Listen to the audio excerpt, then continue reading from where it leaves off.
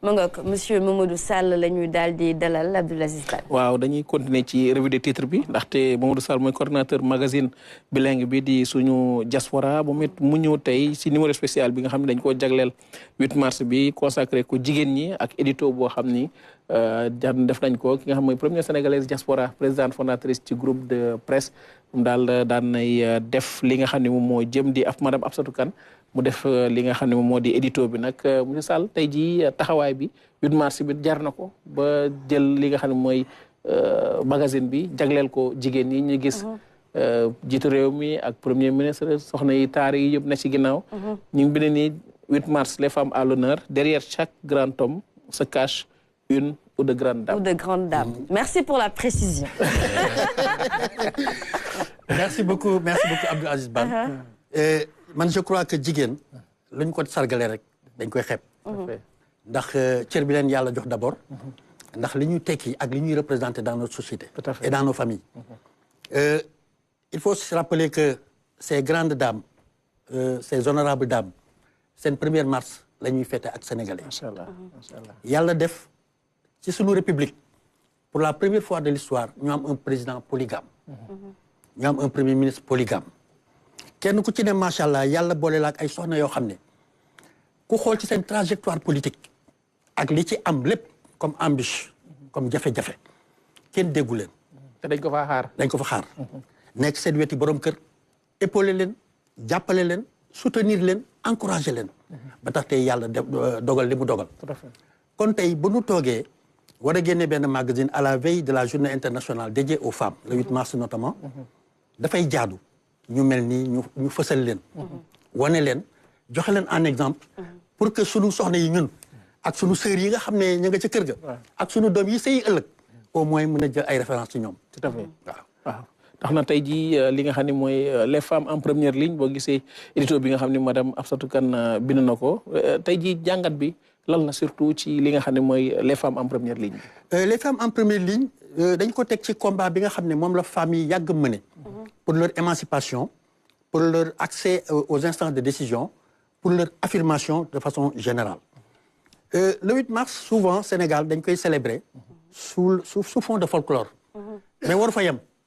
daje nañu tëgg nañu kontaan nañu. journée bi voilà journée bi ñun lañ koy déjee non ñun dañuy yaakaar ne c'est un moment d'évaluation parce que boo quitté 8 mars dem ci beneen 8 mars 12 mois yi war nga mën a xool ci sa combat ci say plaidoyer les acquis bañ koy def ba léegi li ñu gis comme acquis c'est la parité. C'est la parité qui permet aux femmes maintenant au niveau des institutions ou bien au niveau des comment dirais-je des instances semi-électives ñu mën fa accéder. Bien sûr. Mais doyul. Il faudrait que du point de vue de la législation ñu génn leen di jàppale parce que autant il y a des acquis à saluer autant aussi il y a des faits à dénoncer tey dañuy gis toujours par exemple des femmes yoo xam ne dañu raté seen éducation tax ñu dem prison pour divers faits ñi infanticide ñi problème mu drogue. Et justement suñu xoolee ci magazine bi vous avez proposé plusieurs profils allant de la journaliste à député bi waaye tamit ñëw nga ci ki nga xamante ne mooy Yabou Camara la seule femme détenue à perpétuité fii ci réew mi. Effectivement foofu tamit sans vouloir nous immiscer dans le fonctionnement de la justice. Parce que tam àdduna mooy doxee noonu. yàlla dafa dogal que li ñuy wax rek souvent dura lex sed lex. la loi est dure mais c'est la loi. Mais c'est la loi. mais ak lu mën a am jigéen la. te jigéen dafay jaadu ñu yërëm ko. di ko bàyyi maanaam di ko bàyyi xel. soxna si natt bi mi ngi ko dal en 2010 à Kédougou. ñu accusé ko de meurtre de quadruple meurtre. togg bu mu doon togg am ko jaar ci ginnaawam def ci poison. waaw ay nit lekk ko jaaree fa. bi ñu defee enquête moom ñu jàpp ko ñu condamné ko en 2011. bi muy dugg kaso elle avait 45 ans. aujourd'hui elle a 65 ans. waaw ñun nag sunu plaidoyer pour cette femme mooy que ñu def un peu de diligence et de célérité sur son dossier parce que jusqu'à présent il y a pas de procès.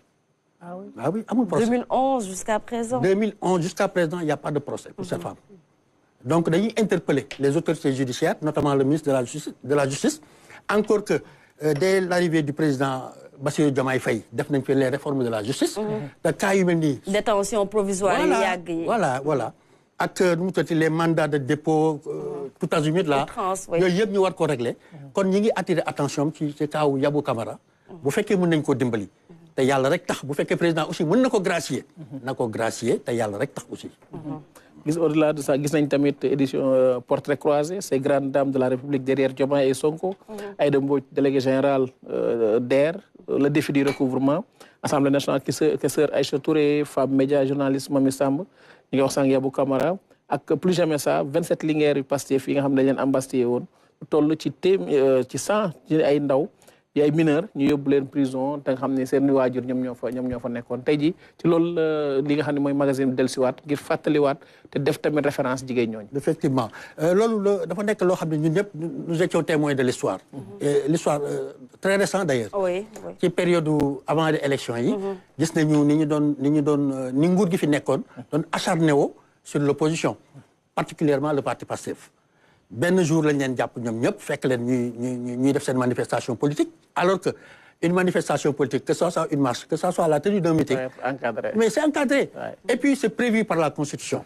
mais gis nañ li fi amoon genre dictature la woon ñu jàpp leen ñoom ñëpp tëj comme ça sans motif ba léegi génne nañ leen sans procès. donc ça a été une arrestation arbitraire moo tax ñu ne plus jamais ça. ay jigéen lañu bàyyi seen borom kër bàyyi seen njaboot bàyyi seen i papa bàyyi seen i yaay nga jàpp leen pendant une durée te tëj leen comme ça privé leen de liberté jaaduwul rafetul. parfait ku soxla magazine bi fu muy dem. magazine bi tirage bi ci tey lay commencé. incha allah d'ici ce soir. dina disponible ku ko soxla am na benn numéro de téléphone. il suffit d'appeler et éventuellement RTS dañ fi indi benn stock. macha allah incha allah day ñëw RTS bàyyi fi benn stock. dinañ dem au niveau des institutions de ce pays. bàyyi fa ay stock. su ko defee ñu mën ko maanaam partager. gën koo yaatal gën koo yaatal. dañ koy jaay noonu information bi. day jaay 2500 francs lañ koy jaay l'unité. parfait alors madame Guèye gis nga tey jii lu ñu indil bile parution bile magazine nga xamante ne day fësal bu baax jigéen ñi surtout ay profils yu différents comme ni mu ko waxee allant ki nekk ci kaso ba allant journaliste bi ba keneen ak keneen donc tey ana lan mooy sa xalaat ci bile magazine. waaw magazine bi nag moom vraiment dañuy saluer l'initiative. parce que jigéen ñi kenn amul seen pay. donc quels que soient les profils. jigéen ñi li ñuy yëngu ak li ñuy daj ku ko wone dina leen jàppale. ndax ci coono rek la ñuy dund. parce que lii dafa daw yaram par exemple le cas de la femme de Kédougou Yabou Camara parce que c'est presque 20 ans détention sans procès loolu dañuy interpeller le ministère de la justice. C'est un jour comme le 8 mars voilà ouais, c'est l'occasion c'est l'occasion comme il dit faire le bilan xool ba xam jigéen ñi seen taxawaay jigéen ñi seen coono jigéen ñi ak li nuy jànkonteel ak fi nu war jëm fi nu doore fi nuy jëm am na solo parfait xam naa nag Seyni dana la mere parce que gisuma fi profil sportif waaw kooku nag du omission oublié la parce que ñu ngi prévoir peut-être dans 1 mois defaat beneen Inch'Allah. bala ñuy génn fi dinaa jël sa contact dañ la seeti parce que man maa ngi lay suivre au niveau dans la presse maa ngi lay gis aussi macha allah di rafetlu sa taxawaay waaw déedéet dama xool xaw la tooñ ne waa jigéen góor bi nag mais bravo quand même parce que jàmbaar yi nekk ci jàmbaar yu jigéen yi nekk ci football bi sport bi bëri na sport yëpp nag muy si football bi di si basket bi même si lutte bi am na ci donc comme ni nga ko waxee omission la nangul nañ leen ko di am yaakaar ne journal beneen bi nga xam ne moo war a génnaat dinañ si gis sport bi ancienne capitaine de l'équipe nationale nekk meilleur football féminin au niveau de la fédération présidente association Ladies Turn jàpp naa ni moom bu leen ko amee rek di ngeen am ngeen am client. Parce que c'est des exemples à montrer. Tout à fait. waaw waa damay dem ci madame Fatou Cissé Gueye ne mooy présidente fédération internationale des affaires et professionnelles des femmes section Sénégal. tey jii bu ñu nee 8 mars taxawaay seen fédération bi lan la ak jàppale jigéen bi ngeen xam ne ci ngeen nekk pour ñu mën a wëy ba si seen li nga xam ne moo di droit ñu mën cee jot ba émancipation ak autonomisation bi ñuy wax ñu mën cee jot bu baax a baax. waaw maa ngi lay jaajëfal ci sa question c'est pertinent quand même. donc bu nee jigéen ñi ñun déjà sunu organisation dafa affilié international muy les femmes d'affaires et les femmes professionnelles. ñu naan que business and professional women donc affilié à BPW international bi nekk en Suisse basé en Suisse donc mi ngi couvrir plus d'une centaine de pays à travers le monde ñun dañuy liggéey ci développement surtout tout ce qui touche à l'autonomisation économique ci la ñuy taxaw sax ren parce que on a eu à travailler sur la santé des femmes, éducation des filles, yooyu yëpp sunuy sacerdoce la pour seen amélioration sur le plan seen statut juridique et tout ça. Donc tout pour 8 mars bi. daf leen a fekk ci liggéey bi daal. waaw daf ñu fekk ci liggéey. ndax ñun tous les jours c'est 8 mars comme on dit. dañu war yëngu ñun sunu objectif mooy taxawal jigéen ñi.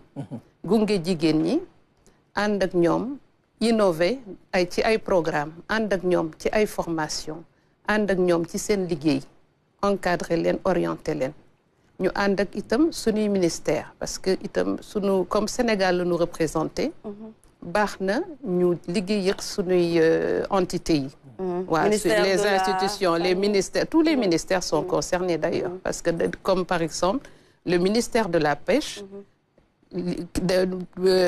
dañu wax liggéey ak moom dans la mesure où dem nañu visiter les femmes dans la pêche à Saint-Louis surtout les femmes transformatrices ñoom ci seen jafe-jafe ñu def seen plaidoyer ànd ak ñoom ñu xool seen problème yëpp bi nu demee itam dañu dem comme dañuy faral di dem ci sunuy congrès yi ak invitation yi internationale bi nu demee Espagne itam def nañ plaidoyer bi pour ñu jàppale sunu femmes sénégalaises qui sont dans la transformation des produits halieutiques par exemple.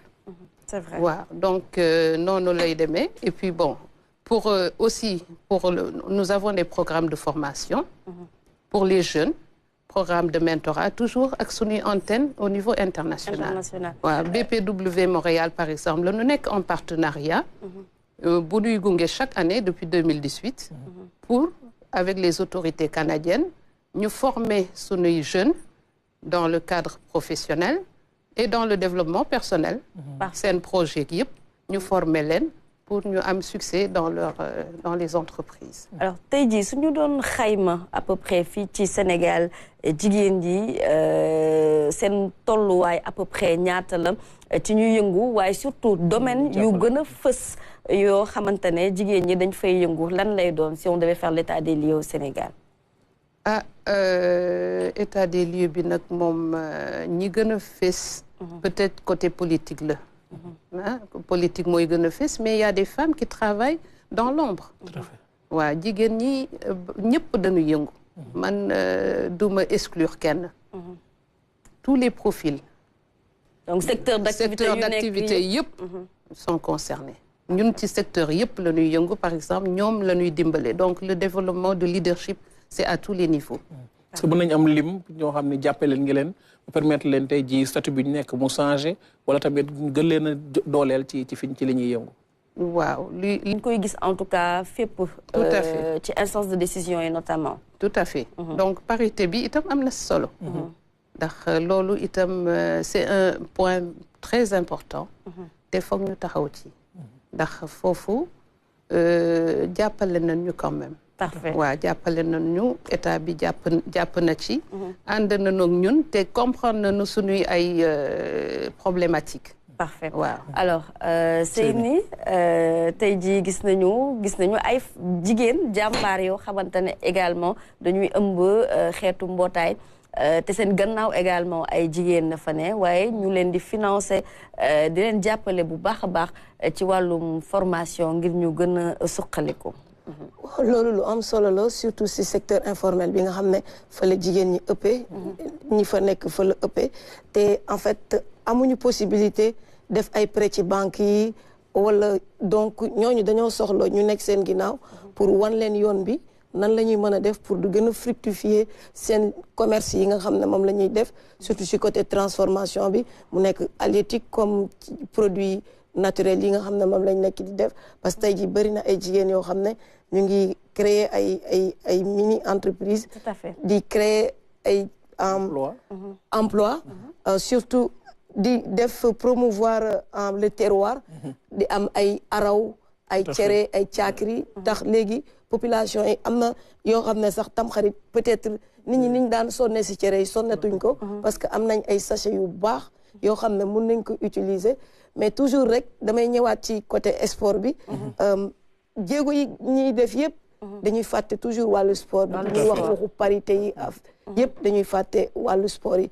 parce que tey jii boo jëlee sport yëpp muy football bi di basket yi boo demee seen comité exécutif yi ay benn jigéen nga fay gis wala ñaari jigéen sur 20 wala 30 personnes donc yaatal bi aussi war nañ ko aussi indi si et surtout Seyni également reconversion jigéen ñi nga xamante ne dañoo nekk ci sport bi moo xam ci football ak leneen suñu demee ba décrocher tey jii est-ce que yombalal nañ leen pour ñu mën a saa ñu bëggee teg dara bëgg entreprendre ak ñoom seen est-ce que yéen si seen biir yéen koy xalaat.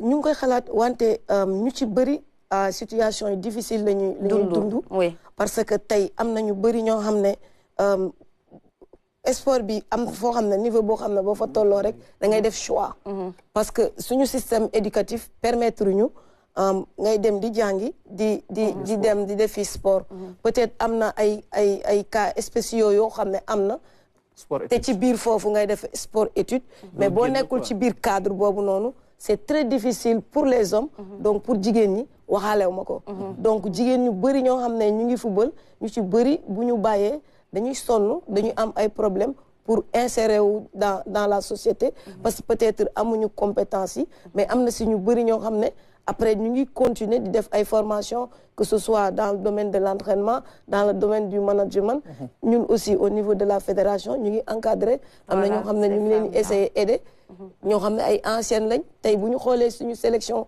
féminine yëpp catégorie yëpp ay anciennes joueuses ñu ngi fa nekk ay coach wala ñun coach gardienne wala coach adjoint coach wala coach principal donc loolu suñ ko mënee di gën di def dina arranger ñu bëri parce que joueuses yi bëri nañ mais ñi nga xam ne ñoo si génn si loo boobu bëriwuñu. parfait monsieur Sall. monsieur Sall du moins. waaw loolu taxawaay bi am na solo. waaw am na solo trop jigéen ñi macha allah ay jàmbaar lañu comme ni ma tàmbalee sànq di ko wax mais je crois que pour ñi nekk ñi yëngu ci secteur informel. seen véritable problème mooy bu ñu leen formé ba pare. c'est le suivi accompagnement. parce que dañuy ñëw jox la xaalis doo xam na nga koy utiliser. wala bokk doo xam nooy démarrer sa projet wala benn ndaye la ñëw rek nga ne xaar ma def ko ci ANACIM mi ngi noonu nag dañoo mën a lijjanti xaalis mën ko créer mais mën ko yàq tout à fait loolu mooy seen problème te ces dernières décennies le système des Nations Unies a dit que la femme est le premier pilier de la lutte contre la pauvreté loolu rek waroon na tax ñu jàppale leen former leen tey ONG bi wala peut-être benn partenaire bu ñëw defal la formation li ci war a topp mooy la formation des formateurs. bien sûr war nañ jël ay sénégalais yoo xam ne dañ leen di xool identifier leen à un certain niveau d'étude former leen ci ay par exemple métiers yoo xam ne tey jigéen ñi mën nañ ko def mu nekk yooyu ñuy wax activité génératrice de revenu ah mais nag ñoom aussi ñu am koppar mu def seen gafaka mun cee yor seen njaboot voilà yor seen ba pare bancarisé di denc di liggéey di denc wut condamné parce que développement aussi processus la bul ñëw rek ne j'ai réglé un petit problème, la dépense c'est réglé. Voilà, les bijoux c'est réglé. Non, non, non. Tu as une communauté à développer. À développer, c'est vrai. Alors, fi nga gox bi nga dëkk boo fa mënee investiral ndaw ya fa nekk te mën a liggéey jël leen ñu ànd ak ñoom liggéey nga développer sa communauté. À l'échelle locale ñu dem à l'échelle régionale à l'échelle départementale finalement à l'échelle nationale. madame Fatou Cissé Gueye tey ji fédération bi tey yemul Dakar rek maa mi ngi layal ay bànqaasam jëmale ko ci biir réew mi ndax ko yeeg gox-goxaan yi jigéen ñi fa nekk yi soxna nañ ñu leen jàppale bu baax. waaw dëgg la ñun ñu ngi ciy liggéey c'est-à-dire ñun tey jii dañuy taxaw pour def un réseau de femmes professionnelles et de femmes d'affaires. Donc région bu nekk dañ fay def benn cellule bi nga xam ni dañuy jàppale toutes les femmes yi yëngu ci ñiy liggéey. Donc ça sera partout. waaw ginnaaw loolu tey réseau international ngeen wax. tey jii jàppale bi am ci bitim réew est-ce que même bi pay moom moo am ci biir réew mi. waaw jàppale bi ci biir réew mi nag des na tuuti parce que biir réew mi aussi dañuy ñaan ñu jàppale ñu bu baax. ndax ñoom ñoo nu mën communication li ñuy gën a xam. waaw dañuy sensibiliser. moo tax communication bi foog ñu rendre visible aussi cette association.